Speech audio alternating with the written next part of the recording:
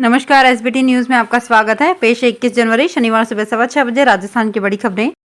CM Ashok Gehlot शुक्रवार को हनुमानगढ़ जिले के एक दिवसीय दौरे पर आए। इसको लेकर जिला मुख्यालय की धान मंडी में सीएम गहलोत के सभा स्थल की तैयारियां युद्ध स्तर पर चल रही थी। इस बीच हनुमानगढ़ जिला कलेक्टर रुक्मणी रियार तैयारियों का जायजा लेने धान मंडी पहुंची। मंच के पास पुराने और गंदे पर्दों को लेकर जिला कलेक्टर नाराज हो गई। वे पीडब्ल्यूडी नगर परिषद अधिकारियों सहित एसडीएम अभय गर्ग पर गुस्सा हो गई। इसका 1 मिनट 13 सेकंड का वीडियो सामने आया है, जिसमें कलेक्टर गुस्से में वापस लौट रही हैं। अधिकारियों से बोली कि ये क्या है, कम से कम इनको तो देख लो। जब सीएम साहब इस रास्ते से आएंगे तो उनको क्या नजर आएगा? इतना कॉमन सेंस तो होना ही चाहिए। वहीं जिला कलेक्टर गुस्सा करते हुए 1 घंटे में सभी व्यवस्था सुधारने और पुराने पर्दे बदलने की हिदायत देते हुए सभा स्थल से नाराज होकर वापस लौट गई। उदयपुर वाटी पंचायत समिति के प्रधान माया गुर्जर को सीकर एसीबी की टीम ने 50,000 रुपए की रिश्वत लेने के आरोप में ट्रैप किया है। एसीबी के अनुसार प्रधान ने अपने देवर भोलाराम के जरिए ये रिश्वत की राशि ली। जानकारी के अनुसार परिवादी ने सीकर एसीबी की टीम को बताया कि पंचायत समिति प्रशासन द्वारा उसको भुगतान नहीं किया जा रहा है। भुगतान करने के लिए उससे रिश्वत मांगी जा रही है। एसीबी टीम ने शिकायत का सत्यापन करवाया तो प्रधान माया गुर्जर ने कहा कि लेन देन की बात उसके देवर भोलाराम गुर्जर से कर लो। पीड़ित ने देवर भोलाराम से बात करके शुक्रवार को रिश्वत की रकम देना तय किया। विधानसभा में सत्र के दौरान सदन की कार्यवाही का घंटा यानी प्रश्नकाल का समय सबसे महत्वपूर्ण माना जाता है। राजस्थान विधानसभा के बजट सत्र में सदस्यों ने 4000 से ज्यादा प्रश्न लगाए। सवाल उठता है कि प्रश्नकाल तो केवल 1 घंटे का होता है, उसमें कुछ ही प्रश्न उठ पाते हैं। फिर सदन में चर्चा में आने वाले इन सवालों का चयन कैसे होता है?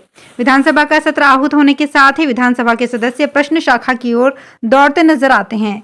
विधायकों की कोशिश रहती है कि सबसे पहले सवाल लगाए जाएं और सदन में सरकार की ओर से जवाब आए। हालांकि सदन के अंदर किस तरह से सवाल का चयन होता है, उसकी अपनी एक लंबी प्रक्रिया है।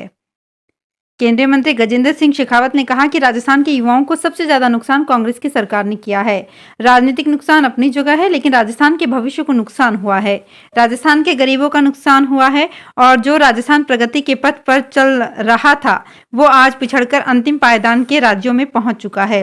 इस नुकसान की भरपाई करने में लंबा समय लगेगा। युवाओं के 10 लाख सरकारी नौकरियों से जुड़े कार्यक्रम के बाद उन्होंने कहा कि हमारे टाइम में इस तरह से पेपर लीक नहीं होते थे।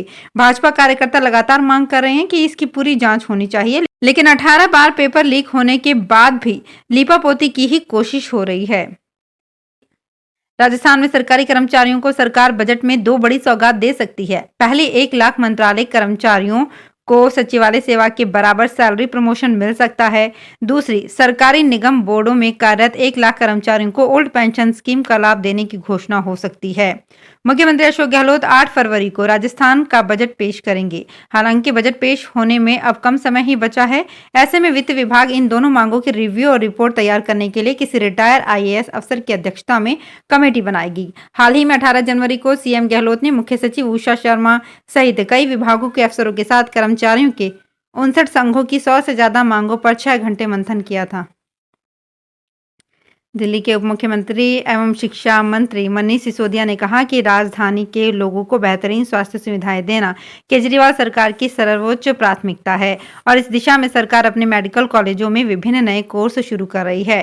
सिसोदिया ने हाल ही में मंजूर किए गए इन नए पाठ्यक्रमों के विषय में जानकारी साझा करते हुए शुक्रवार को कहा कि इन पाठ्यक्रमों में Rajiv Gandhi cancer institute and research centre में ऑन्कोलॉजी, नर्सिंग में 1 वर्षीय post basic diploma, Delhi pharmaceutical sciences and research university में BSc nursing programme, Banarsi Das Chandiwala institute of physiotherapy में master of physiotherapy, Rajiv Gandhi cancer institute and research centre में मेडिकल टेक्नोलॉजी, रेडियोथेरेपी में BSc, Hindu Rao अस्पताल में BSc in medical laboratories व Deendayal Upadhyay institute of physical disabilities में bachelor of physiotherapy programme शामिल हैं। विशेष शिक्षा में डिप्लोमा करने वाले और बैचलर की डिग्री लेने वाले स्टूडेंट्स को जोधपुर हाईकोर्ट ने बड़ी राहत दी है। हाईकोर्ट ने इन्हें विशेष शिक्षक लेवल 2 के पद के लिए वर्तमान में जारी भर्ती में अंतरिम रूप से शामिल किए जाने के आदेश दिए हैं। कर्मचारी चयन बोर्ड ने पहले इन स्टूडेंट्स को विशेष शिक्षक के लिए योग्य माना था। हाईकोर्ट के आदेश के बाद से ये स्टूडेंट्स लेवल 2 के लिए भी अप्लाई कर सकेंगे। इससे विशेष शिक्षा डिप्लोमा होल्डर्स हजारों स्टूडेंट्स को फायदा होगा। प्रधानमंत्री स्कूल फॉर राइजिंग इंडिया की एक योजना से अब विद्यालय को अपग्रेड किया जाएगा। इसके लिए राजस्थान के धौलपुर में 426 ने रजिस्ट्रेशन किया। इस योजना से विद्यालय को 2 करोड़ की धनराशि दी जाएगी। पीएम श्री योजना से धौलपुर के 6 ब्लॉक में 36 सरकारी विद्यालय को चुना जाएगा, जिनको सुधारने के लिए सरकार की तरफ से उनको 2-2 करोड़ की राशि दी जाएगी, जिसमें से 3 प्राथमिक विद्यालय, 3 उच्च प्राथमिक विद्यालय लिए जाएंगे। इस योजना से सरकारी विद्यालय का कायाकल्प किया जाएगा। माँ के दूध में जितने पोषक तत्व होते हैं उतने ही ऊँटनी के दूध में। रोगों से लड़ने की क्षमता इतनी कि मधुमेह को नियंत्रित कर दे। कई रोगों की रामबाण औषधि, स्वाद मीठा अमृत और राज्य का बीकानेर का राष्ट्रीय उष्ण अनुसंधान केंद्र तो दूध बेचने के साथ आइसक्रीम चॉकलेट बनाकर स्वाद को और मंचीता कर रहा है। दूध से पनीर, खीर और कॉफी भी बनती है। राज्य में देश के 80% ऊँट हैं। राजस्थान राज्य पशु होने के साथ रेगिस्तान के बाड़मेर, जैसलमेर और बीकानेर में करीब 1 लाख ऊँट हैं। जयपुर में राजस्थानियों के लिए जयपुर से राजभवन के द्वार खुल गए हैं। राजभवन में बने संविधान पार्क का दीदार कर पाएंगे। संविधान पार्क को देखने के लिए लोगों की उत्सुकता देखने को मिली है। एक ही दिन में 1600 से ज्यादा लोगों ने पंजीयन करवा लिया है।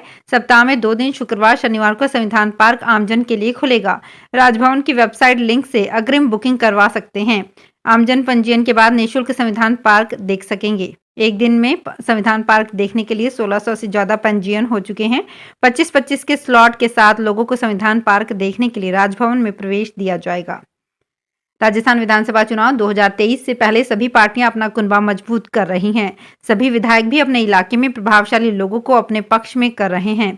चुनावी संग्राम से पहले अपनी सेना को मजबूत किया जा रहा है। मीडिया रिपोर्ट्स के अनुसार इसी सिलसिले में चित्तौड़गढ़ में बीजेपी के 25 कार्यकर्ताओं ने पार्टी छोड़ दी। ये सभी लोग विधायक सुरेंद्र सिंह जाड़ावत की मौजूदगी में कांग्रेस में शामिल हो गए। कुछ दिन पहले भी इसी तरह बीजेपी के कई कार्यकर्ता कांग्रेस में शामिल हुए थे।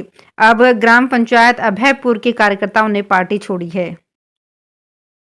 टोंक में 26 जनवरी गणतंत्र दिवस पर खेल स्टेडियम में होने वाले जिला स्तरीय मुख्य समारोह की तैयारी शुरू हो गई है। नगर परिषद और पीडब्ल्यूडी की ओर से ये आयोजन स्थल की साफ सफाई, रंग पुताई का कार्य चल रहा है। इसी प्रकार पुलिस विभाग की ओर से परेड की रिहर्सल भी शुरू हो गई है। एनसीसी व स्काउट ने भी परेड में शामिल होने के लिए अभ्यास शुरू कर दिया है। इसी प्रकार शिक्षा विभाग की ओर से करीब शहर के 35 स्कूलों के लगभग 1500 विद्यार्थियों की शारीरिक शिक्षा का बलबीर चौधरी की ओर से शारीरिक व्यायाम व आत्म रक्षा के प्रदर्शन का अभ्यास कराया जा रहा है। बिसलपुर परियोजना टोंक के सहायक अभियंता के साथ अवैध तरीके से बैंक खाते से यूपीआई के जरिए 53,729 रुपए की निकासी कर ठगी का मामला सामने आया है। इस मामले में सहायक अभियंता ने पुलिस साइबर सेल टोंक के थानाधिकारी को रिपोर्ट देकर मामले की जांच कर कार्यवाही की मांग की है। बिसलपुर परियोजना टोंक के सहायक अभियंता धर्मराज मीना ने साइबर सेल को दी रिपोर्ट में बताया कि उसके बैंक खाते से अलग अलग तारीख को बिना ओटीपी व बिना रुपए ट्रांजैक्शन मैसेज के यूपीआई के जरिए 53,749 रुपए की निकासी की गई है। कोटा में शुक्रवार को जीएसटी विभाग ने गुमानपुर के एक मॉल में मोबाइल कारोबारियों के यहां सर्वे की कार्यवाही की है। कार्यवाही के दौरान मोबाइल के बिल और बिल्टी आदि जब्त कर जांच की जा रही है। कार्यवाही में स्टेट जीएसटी की टीम शामिल है। कार्यवाही के दौरान सुरक्षा के दृष्टिकोण से भारी पुलिस जाब्ता तैनात किया है। बंदूकधारी पुलिस के जवान भी तैनात किए गए हैं। एसजीएसटी की टीम ने सुबह गुमानपुरा कोटड़ी रोड पर बने एक मॉल पर छापा मारा। इस मॉल में 3-4 मोबाइल कंपनियों के शोरूम हैं। सभी शोरूम्स पर एक साथ कार्रवाई की गई। एसजीएसटी के डिप्टी कमिश्नर के अलावा 4 दर्जन अधिकारी व कर्मचारी लगे हुए हैं। तो फिलहाल इस बुलेटिन में इतना ही। फिर हाजिर होंगे कुछ और बड़ी खबरों के साथ।